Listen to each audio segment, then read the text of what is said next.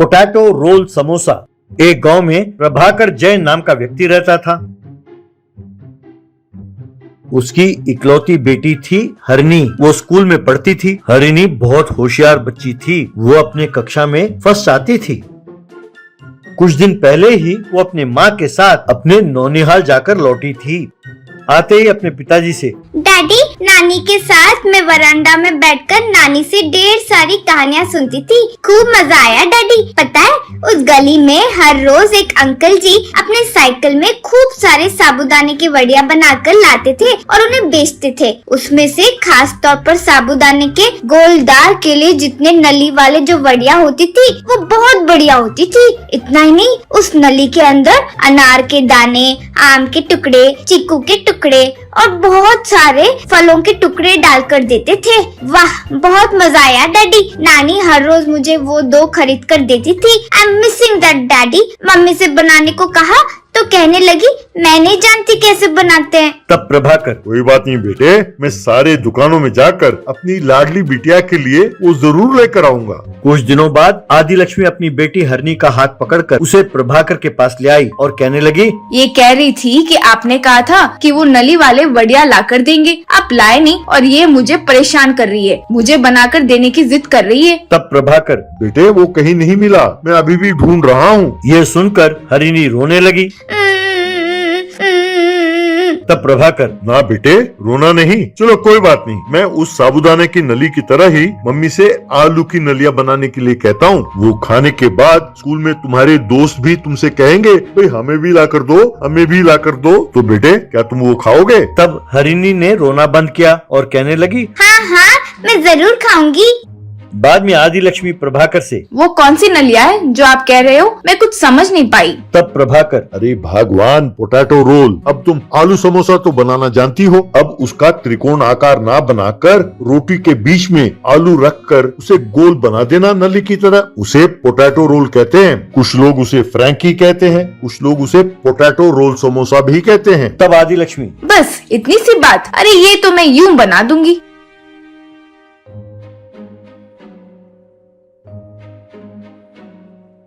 इस तरह प्रभाकर के कहे अनुसार ही आदि लक्ष्मी ने पोटैटो रोल समोसे बनाए।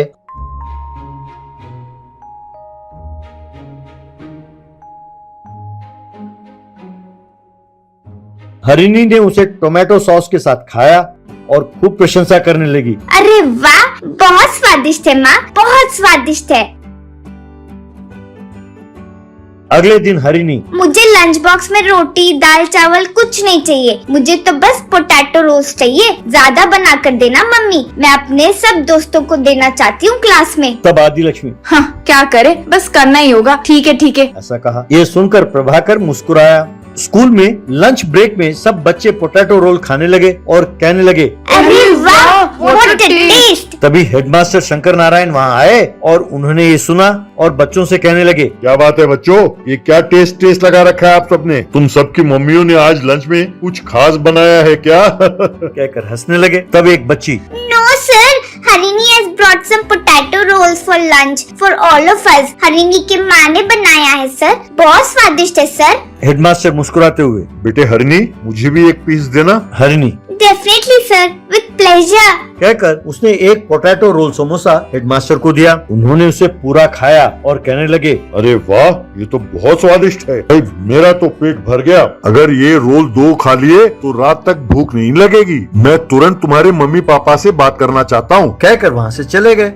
घर में प्रभाकर आदि लक्ष्मी से, भाई हरिणी के हेडमास्टर ने आज फोन किया था मुझे। वो कह रहे थे कि स्कूल के बच्चों को जो दोपहर का लंच प्रोवाइड किया जाता है उसमें कीड़े वगैरह निकले हैं और उसका क्वालिटी एकदम बेकार था। उन्होंने उस कॉन्ट्रैक्टर को निकाल दिया है और एक नए कॉन्ट्रैक्टर के लिए तलाश कर रहे थे। तो वो कह रहे थे कि तुम्हारा बनाया हुआ पोटैटो रोल बच्चों को बहुत पसंद आया। उनकी फरमाइश है कि हर बच्चे को 2-2 रोल समोसा मिले, इतने समोसे रोज बनाकर दो, ये कॉन्ट्रैक्ट हमें दे रहे हैं। ये सुनकर आदिलक्ष्मी खुश तो हुई पर कहने लगी, इसका मतलब ये है कि हर रोज मुझे 500 से 600 समोसे रोज बनाने होंगे। इतने सारे समोसा रोज मैं अकेले नहीं बना सकती। तब प्रभाकर, मैं अभी जाता हूँ और तुम्हारी मदद के लिए 4-5 लोगों को ले आता हूँ। इस तरह प्रभाकर स्कूल के बच्चों के लिए पोटैटो रोल समोसा एक ऑटो रिक्शा में ले जाकर उन्हें डिलीवर करने लगा। एक दिन स्कूल में हरिणी हेडमास्टर के कमरे के सामने से गुजर रही थी कि तभी हेडमास्टर के कमरे से दो व्यक्ति बाहर आ रहे थे और वो आपस में बात कर रहे थे। हेडमास्टर कह रहा है कि वो अपना कॉन्ट्रैक्ट कैंसिल कर रहा है और स्कूल के बच्चों के लिए वो पोटैटो रोल समोसा ही खिलाएगा। इस स्कूल को बदनाम करना होगा। अब थोड़ी ही देर में वो पोटैटो रोल समोसा ऑटो में पहुंचेगा। हम वॉचमैन की मदद करने के बहाने उसमें से कुछ बक्से उतारेंगे और उनमें कुछ जहर मिला देंगे। उसे खाते ही स्कूल के कुछ बच्चे कहकर हंसते हुए वहाँ से चले गए। ये सुनकर हरिणी घबरा गई और हेडमास्टर के कमरे में जाने लगी कि तभी अटेंडर लंच टाइम का घंटी बजाते हुए, ए लड़की, लंच टाइम सिर्फ आधे घंटे का है, तुम यहाँ क्या कर रही हो? जाओ जाओ खाना खाओ। यूँ कहने लगा। हरिणी, मैं तुरंत हेडमास्टर से मिलना चाहती हूँ। ऐसा कहने लगी। तब अटेंडर, मैं तुम्ही से कह रहा हूँ, जाओ यहाँ से। ये हेडमास्टर का लंच का टाइम है। अगर तुम्हें अंदर भेजा तो साहब नाराज हो जाएंगे। अब जाओ यहाँ से। हरिणी की आंखें भर आईं। वो दौड़ते हुए मेन गेट की ओर पहुंची। वो वॉचमैन से, चाचा चाचा, आज क्या लंच बॉक्स आ गए? तब वॉचमैन, हाँ बेटी, आज जरा जल्दी आ गए थे। अब तक तो सारे क्लासों में बंट गए होंगे। क्यों बिटिया, भूख लगी है क्या? यूँ कहने लगा हंसते हुए। बस हरिणी तेजी से स्कूल के अंदर दौड़ गई। सब बच्चे स्कूल के कॉरिडोर में बैठकर अपने अपने लंच पैकेट्स खोलने लगे। तब हरिणी जोर से चिल्लाते हुए, कोई इसे हाथ न लगाना, उसमें जहर है। कहकर गला फाड़ फाड़ कर चिल्लाने लगी और चिल्लाते चिल्लाते नीचे गिर गई। जब हरिणी ने आंखें खोली तो वो अस्पताल में थी। उसके सामने हेडमास्टर खड़े थे।